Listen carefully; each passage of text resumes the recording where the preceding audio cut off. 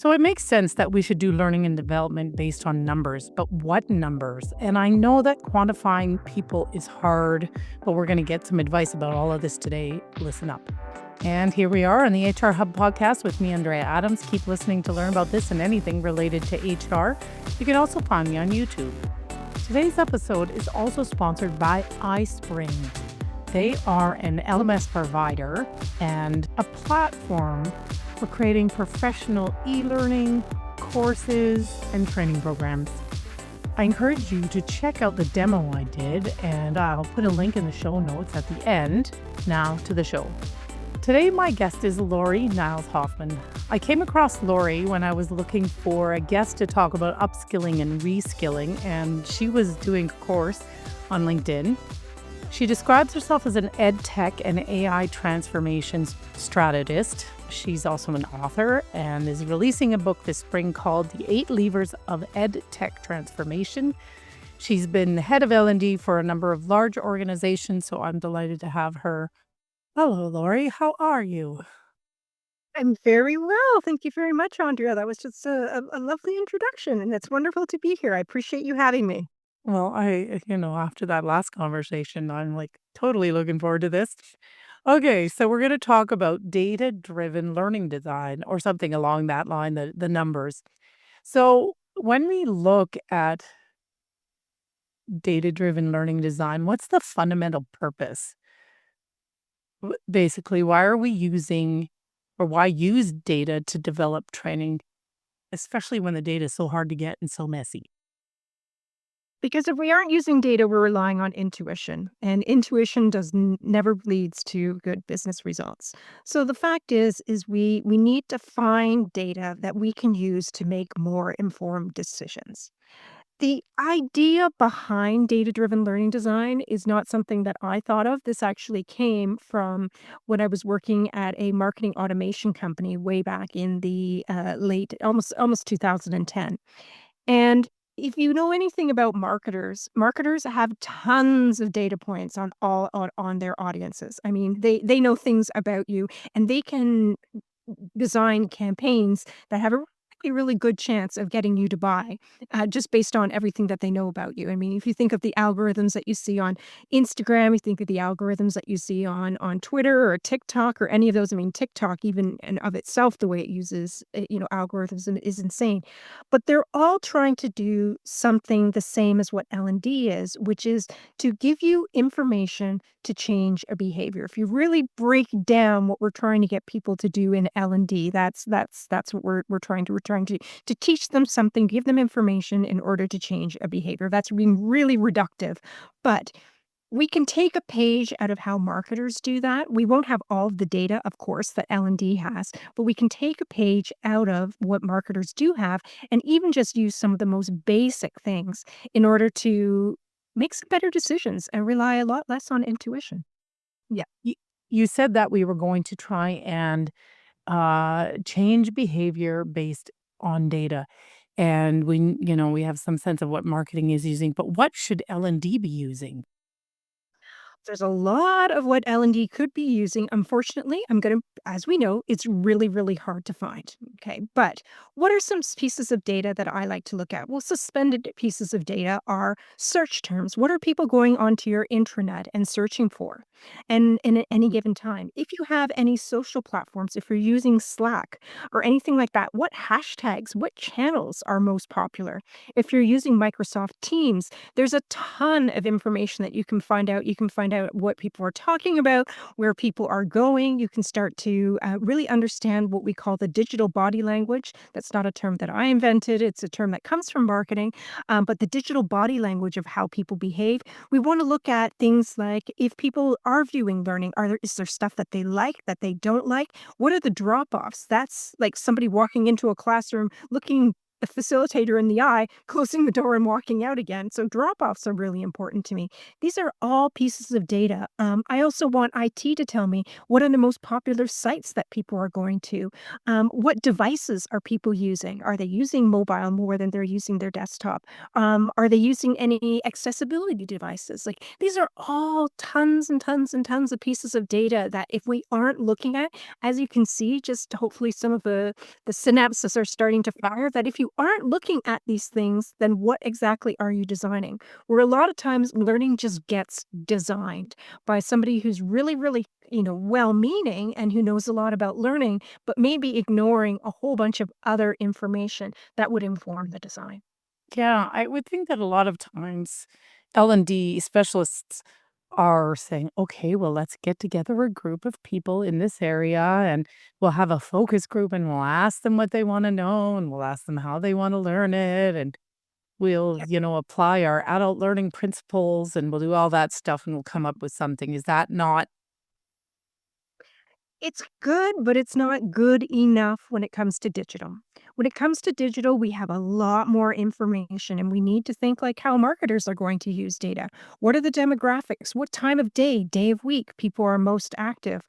As I mentioned before, what devices are they using? How are they consuming learning? Are they consuming video, or are they maybe in an area where they only have a 3G network and video is not going to work, or they're using their own data plan, so video is definitely not going to work. So some things are just basics that don't even have anything to do with learning, that just have to do with accessibility. And then there are things too that people just need to know about, try and get ahead of things to understand if people are searching for certain terms, that might indicate that there's a learning need far faster than a business partner comes to L&D, which may take months. So I think we can all appreciate that there are many barriers to data driven learning design. And one just being the access to data, but Yeah. what are you thinking about when you think about barriers to doing this? It is access to data. The problem is that the LMS doesn't always have all of the data that we want, and a lot of the things that you're going to want data on are gonna come from multiple sources. That's really one of the biggest barriers. I think a second barrier is that a lot of people who enter into L&D as a field are not trained in data analytics. So you either need to upskill in that, or you're going to need to get somebody who is able to do some data analytics for you. I always recommend if you can, talk to your local college or university. There's always master students who are looking for data sets to work with. That's just a little bit of a pro tip that I've done several times. Make sure you pay them because they are not working for free, but they usually have skills that can help you. The other thing that we also need to be really, really careful with data is data privacy. We need to make sure that, what data we're accessing and that it can't be attributed to an individual.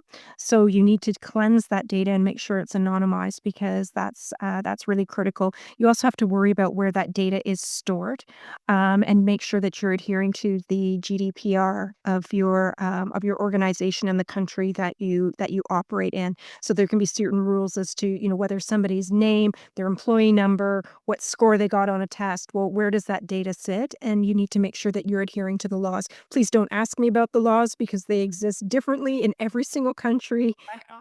But Yeah, it's up to the individual watching this to yes, get acquainted with their laws. exactly, they're going to need to be acquainted with their laws and make sure you are before you start working with data. Before we continue, a quick shout out to the sponsor of this episode, iSpring. If you're looking for an all in one e learning solution, you should check them out. They have interactive courses, analytics, and make it easier for us to do the training for our clients. So it is it's a cliche to say change is constant. And then, I mean, I've been seeing those presentations since I got out of university, maybe probably in university, about the pace of change. Initially, you talked about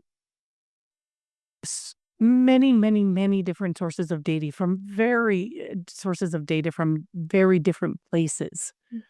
Uh, it could be, maybe it is the LMS, but maybe it's Slack, maybe it's Teams, maybe it's how do we bring all that together in a meaningful way?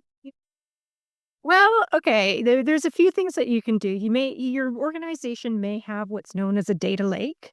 So you want to talk to IT and find out if there is a data lake, and that may be a place that you can mine some of that data where that data will already be somewhat available. But again, for that, you're really going to need a data analyst. For some of it, it may be just basically just getting a feed of the top 10 on any of those data sources. So the top 10 search terms, the top 10 courses that people have dropped off on, and you're just gonna end up with a bunch of Excel, which I know is ugly and is not exactly pretty, but it may be the best that you're not gonna do a lot of triangulation of data. That's when you bring data from 3 or more different places together to try and find, a consensus or a correlation. You may not be able to do that, but at least you'll have some basics. But it is gonna be gnarly, it is gonna be ugly. I wish I could say I had a pretty solution, but, I've done it with duct tape and, scissors and, Excel spreadsheets. Unfortunately, that's just the nature of what it is because the LMS just doesn't have a lot of the data that you would need in order to do data-driven learning design. It has some of it. What you can also do if you're really, savvy is you could layer upon, Google Analytics or Hotjar or something like that onto your LMS, so you start to be able to get some tracking as to where people are going and what they're clicking on, what they're not clicking on. That's another place that you can get some data from, which is a possibility, but again, that's gonna sit in its own place. So all these things are gonna sit facing Very delicate. Yeah, married it. yeah, exactly, exactly. I wish it were better. There's technologies that are trying to get better, but it is ugly.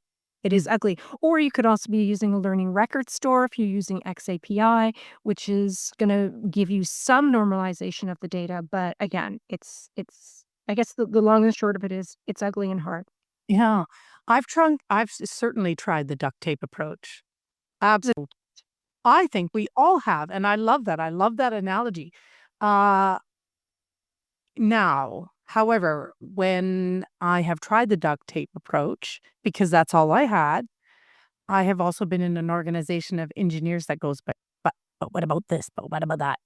And then they pull, and they're analytical and they know their numbers, and then they put a million holes in my duct tape. Yes. How have you managed that? I said, "Well, then help me." Yeah, and just being completely honest to say, "I'm not you're right, I'm not a data engineer. I don't have a data engineer. I'm working with what I have. So help me." And be very clear on, like, what are the 4 or 5 things you want them to help you to find out. Um, I think that's the honesty factor. Yeah, ask them for help. That's for that is not that brilliant, but it is also that brilliant. Help me. Back on them. Because I think it's something that a lot of us in HR and we get, it's kind of turns into deer in the headlights and it doesn't need to be deer in the headlights. Just turn it back on them. Okay. Uh, how are you going to know if your data driven learning design isn't working and you've come up with something and it's just you missed the mark? Well, that's the thing is if you're really doing data-driven learning design, it's actually a cyclical process. Okay. So yeah, so it's not just about, it's not the typical ADDIE model. And for people who've seen ADDIE, that would be Gauss's design, development, implementation, and evaluation. Now, I know there are going to be people that say, well, ADDIE can be a circle. Okay, then make sure it's a circle because it has to be a circle. So, the way that data driven learning design should be is you are going to find out that some things don't work, and that is okay. But it's about finding out the things that do work and doing more of that. And the things that don't work, you do less of. It's very, very, very basic. So if you're going to talk about, you want to set your KPIs and say, okay, I want to improve sales by X number of percent on this particular product. I'm going to push out this learning in this particular format. You may even do what's called A/B testing. A/B testing is when you have this is something for marketers. You've seen this. So two different groups get learning in two different ways, and you see which one performs better. The one that performs better, well, that's the format that you use. And then the next time you need to build something, you go, we're going to use that format because when we did A/B testing, we found out that this worked better, right? So it's constantly learning and constantly iterating. Mhm. Okay. That was perfect. Okay. I get the feeling, that generally speaking, through this conversation and the last one, that you are at the very leading edge of L&D. So can you make some and she's gonna shake her head, but, compared to 98% of other L&D professionals out there, maybe 99, you're at the cutting edge. What predictions do you have on L&D? The big prediction well, first of all, thank you for those very kind words. I try and stay ahead of the curve, because I like it, I'm interested in it. But if I had to make a prediction about L&D, I'm gonna go bold. The idea of the traditional L&D course as we know it, I think will be something that becomes less and less and less. Instead, what we're going to have is an AI coach that acts as a facilitator over time. So it does spaced repetition with us over time, gives us opportunity to practice, does long for learning, over weeks. But it won't be a course that's designed by one person that's sent out to the masses. That's probably my biggest prediction about L&D, and that's something that AI is already helping us with. Uh, how does that work? I'm curious. Like, because let's So say, I don't know, does it identify that I need better listening skills, or do I identify that I need better listening skills, and then it looks for somehow opportunities to help me develop that? Well, where it starts is up for debate. So you may train that coach to say, "Oh, you want to learn listening skills? Actually, did you know that your organization has 26 job postings open with this particular skill? Would you like to learn that skill?" So we can talk about, where the debate is. Yeah, it can be quite smart. But what it would do is it would say, okay, so say we've identified the skill. Okay, let's just say for argument's sake, we've identified the skill, the person, and it's a skill that the organization needs, and it's a skill that that person has a gap in. They're gonna start feeding it information, and on a maybe a daily basis or weekly basis, it's gonna come back to that person and say, "Hey, all right, let's revisit this. Let's do maybe a video conference where you teach back something to me and I'm going to give you feedback on it. Or let's do a simulation or let's do this." And it's gonna nurture you all the way along. It's not gonna be just, "Here's some learning, here's a test, here's some learning, here's some tests." It's gonna be an ongoing coaching dialogue that you have that may be either by a text, maybe by video. Video is proving to be extremely viable as a solution for AI simulations. And it's gonna nurture you along, and then at the end of it, it's gonna say with a fairly good degree of certainty, "Yes, these are all the areas that Lori has upskilled herself in this particular skill, and now I'm going to flag it to the internal talent marketplace, and so the next time a job comes up that needs that skill, we're gonna think of Lori because Lori has done all of this training for it." And then when she gets on that job, that AI coach is gonna be an assistant to that person and is gonna help them along as they learn. Mm. So that one size fits all type course that you take that you have to kind of find what you're looking for, and do Yep. I need this, and click next to continue, and do I need to do that drag and drop? Do I need to do that? That goes away. Mm. Interesting. I'm just wondering how, like, I'm really wondering about how that, like, is it, what's Microsoft's AI product? What do they call Oh, it? Copilot Yeah, or like, is it Copilot that's doing this, or is it, or the or an equivalent? I don't know. for an People. equivalent, right? Yeah, Copilot would have some of those capabilities. There are right now some B2C, so business to consumer products who would do some things similar. There's a really good product right now if you want to see it in action and I don't want to recommend products, so it's not I want to do a product pitch, but if you just want to see how it operationally is, there's a really good product called Hive Learning, HIVE. Yeah. So again, not an endorsement, but just if you're looking to see this type of functionality, it does have that. Okay. I'm actually interested, so I'm gonna check that out. Okay, so if someone wanted to learn more about data-driven learning, what do you suggest? I do have a course on LinkedIn Learning, so anybody can take it. So they can look up data-driven learning design. There's also a free ebook on my website at loriniles.com. You can enter in any email address you want, and you get a free download. And it's a little bit. I'm going to be honest. It's dated because with AI, so many different things can impact what's written in the book. But you'll get the fundamentals, and I think the fundamentals, if you're new to it, are really what you need. Well, thanks, Lori. I'm thinking about that duct tape analogy, that we're going to duct tape somehow all our sources of data together and make better and more informed decisions. Not to say they're perfect, but they'll be more informed. Thanks also to iSpring, who sponsored this episode. Sponsorships make it a little bit more likely that I will continue to produce this kind of content well into the future. And if you're ready to take your e-learning or your learning and development to the next step, I encourage you to check out iSpring or just check out the demo I did, and the link is right here. Thanks for watching out there, and see you next time.